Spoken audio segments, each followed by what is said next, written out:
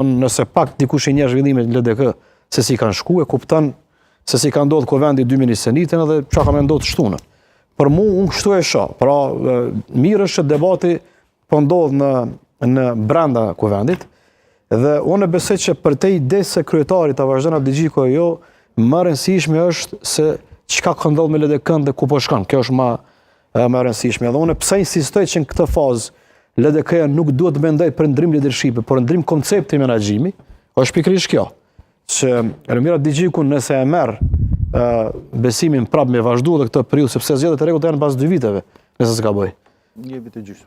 1 vit e gjysmë, pra dhe nëse e merr vot besimin që me qëndru, s'është mandat 4 vjeçar ky Ylumirit, është deri në fund. Pra 1 vit e gjysmë sa i ka mbet, dhe për këto 1 vit e gjysmë Elmir Abdixhiku duhet me tregu që strategjia e tij që ka dështuar në zgjedhje ka ndryshuar. Për ndryshon mendoj që për 16 ditë ai hespi aty.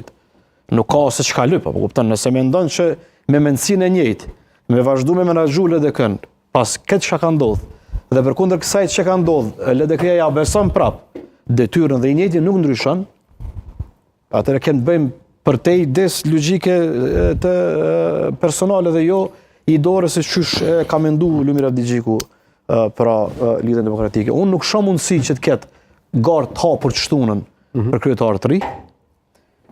Mundësia që mosbesimit ndodh dhe Abdixhiku ndoshta hap garën që LDK të futet një procesi të ri nga fillimi dhe më vonë mbaj.